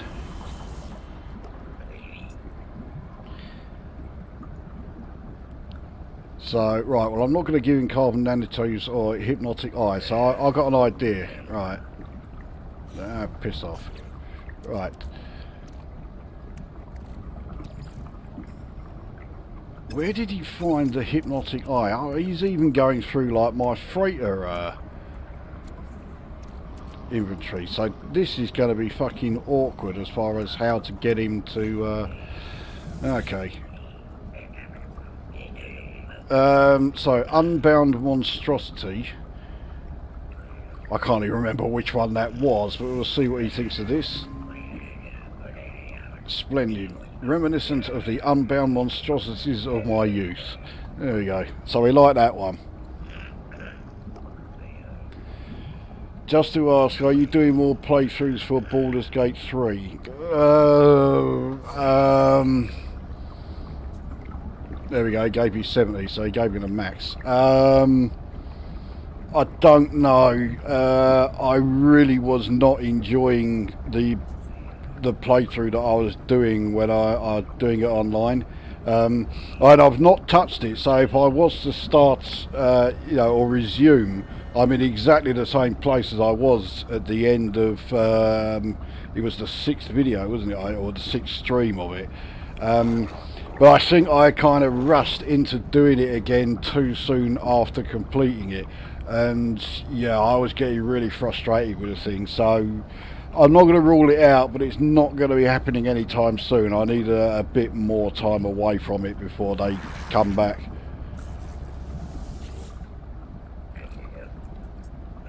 Right, what's he? Oh, he's going to have another one of my unbound monstrosities. Here we go. Right, well, you have outdone yourself.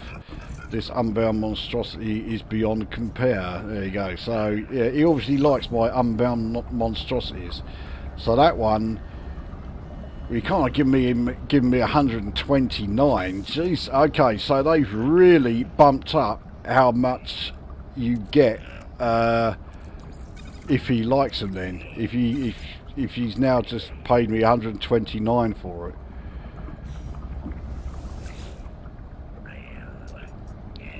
Right, so now it's an Interstellar Fancy. See what he ranks to that. Okay, so yeah, not so keen on this one. You have created the most average Interstellar Fancy imaginable. Quite some achievement. I mean, I've still got 40 for it, so it's not terrible. Okay, cool. Look forward when you do. Yeah, I say it's. I'm definitely not saying I'm never going to do it again. No way. I will go back to it. I just don't know when. I mean, I could even fucking feed in creature pellets. Right, anyway, another Interstellar Fancy. There we go. So, yeah, he likes this one. This Interstellar Fancy is beyond compare. So that one he gave me 129. So it looks like if he likes any that you do after, you know, he's already liked one, he's going to pay you even more. Right, perpetual cake or burning jam surprise. Let's see what he thinks of my perpetual cake. Largely unremarkable. There's some small signs of finesse, some hint of future promise. Yeah, he can be a right patronising cunt when he wants to.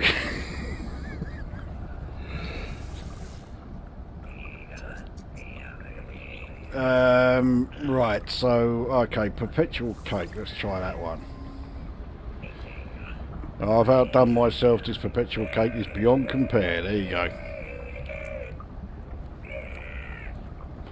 Surely you should love stuff made from graberries. I mean, is he a Viking? I mean, I suppose, yeah, he kind of looks like a right fat Viking. I've never actually thought of that.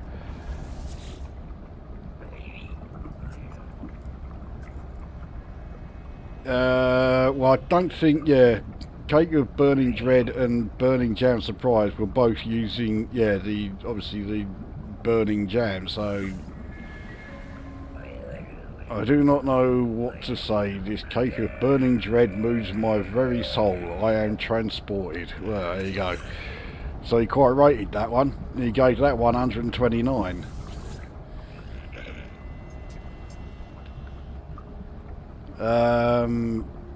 Okay, let's try a Burning Jam Surprise. Burning Jam Surprise with style and with substance. I applaud you. There you go. So he rates that one as well. And I got 199 for that. Unless that's the 70 on top of the 129 that was previously showing.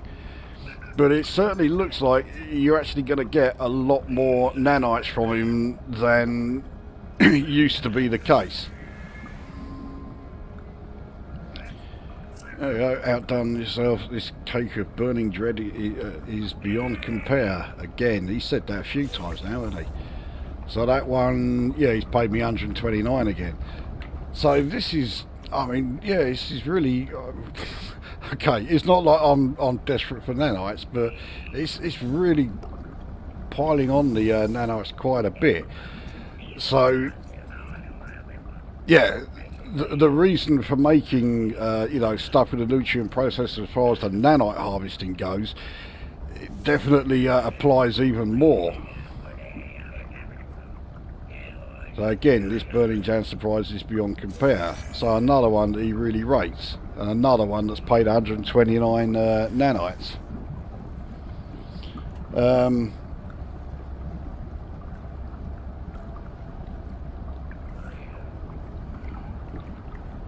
Just looked him up and he's just listed as a traveller, which would make sense. I mean, all of the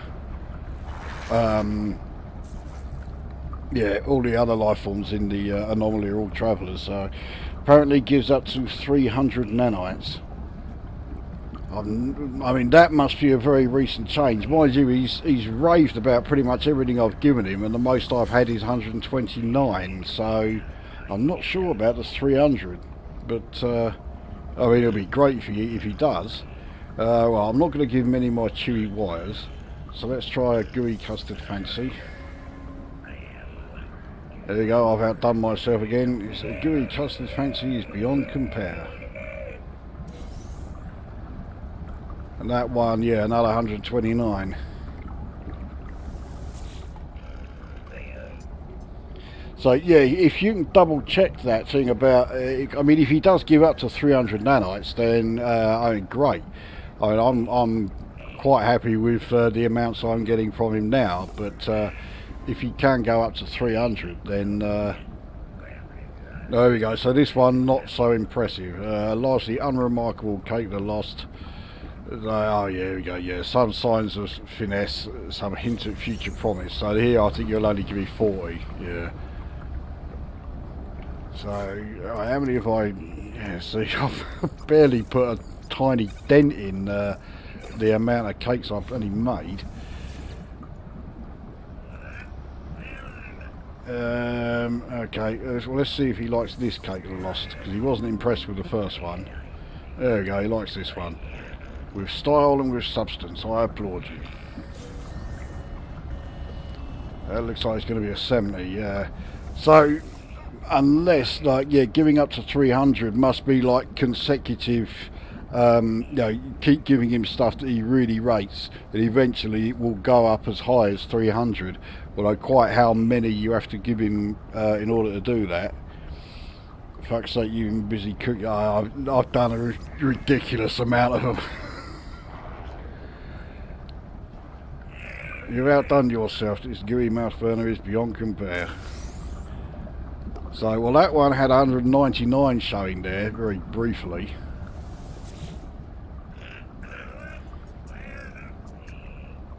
Right, let's give him the appalling jam sponge, see what he makes of this.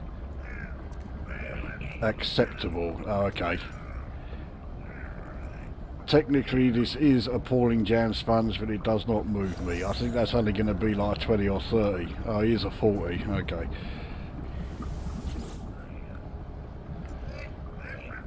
Right, well, let's try another one to see if he'll rate this one.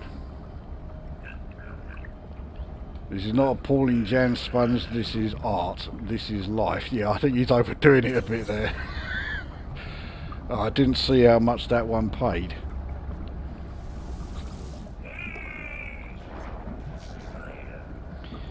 Right, try another gooey mouse burner. I think I only made 2 of those. This is fine work, gooey mouse burner, but refined, taken to another level. There you go. So yeah, he rates that one. He gave me 70 for that.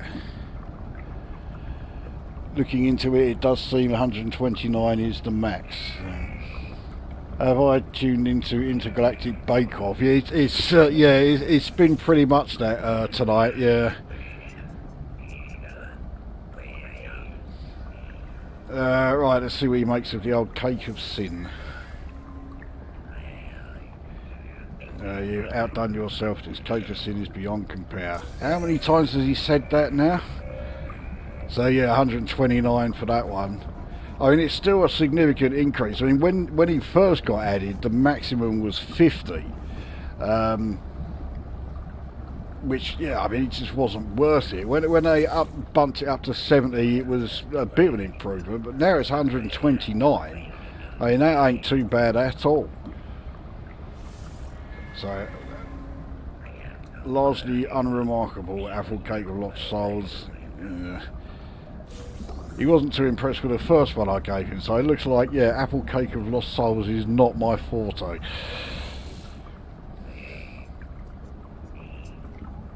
Well, let's try him with another one, see if he rates this one.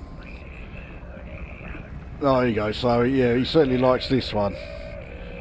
Moves my very soul, I am transported. I'm sure he said that before as well. So that one has paid 129. So that's now got my nanites up to 1,297,583. So it's added certainly over 2,000. Yeah, just from doing a spot of baking. You can guarantee this cunt's taste will change on a daily stroke weekly basis. Well, like I say, it's yeah, I've had enough of Kronos. I'm pissing off. If you get that value, as I say, the food value as far as Kronos is concerned, it has a value between 0 and 1, and well, really of 0.1 to 1, because if it's got a value of 0, you can't give it to him. And it's like, you know, that's your chance of making something that he's going to think is great, or making something that he thinks is shite. So if you're giving something that has a value of 0.1, then yeah, it's almost certain that he's going to say it's absolute shit. But there is still a chance that you could hand one over and he'll say it's fucking great. But if you can get it to get the value up to 1, then well, like you've just seen, pretty much everything that I gave to him he was absolutely raving about. Because you don't know what stuff has a value of whatever. So just go on the assumption the more processing steps it goes through, the better the chances are that he's going to rate it. You know, you can give him just processed meat. So, you know, any fucking meat, you put it in the processor once. You can give it to him and he'll say, yeah, it's absolutely fantastic, and get, you know, 70 or 129 from him. It's not guaranteed by any stretch, but it can be done. But, well, this is now 20 to 10, so we've been going for over 2 hours. So I think that will do for this stream then.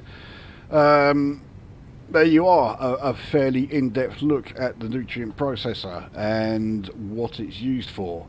And even though I didn't show you the, you know, what it can do as far as changing the stats on your living frigates, I did at least explain why, because there's really no point in me showing. Because just because whatever happens to mine doesn't mean it's going to happen to yours, unless you've got the exact same living frigate, you know, as I have. So that one you are pretty much on your own, which is fine by me. You know, it means you have to do some, you know, discovery of you know, discovering for yourself instead of just relying on videos and Google and whatever. And I finally give my my number one tip to No Man's Sky players: sort your fucking inventory out. Do it now. So that will do for this one then. Anyone? No, that is it. Thanks for the stream night, folks. Yeah. So yeah. I don't know when the next stream is going to be, but I do know that there's a good chance the next stream will be a different game. I don't know what game, and I don't know when it's going to be, but yeah, that's one thing I do know. It could well be something different. But in the meantime, go away.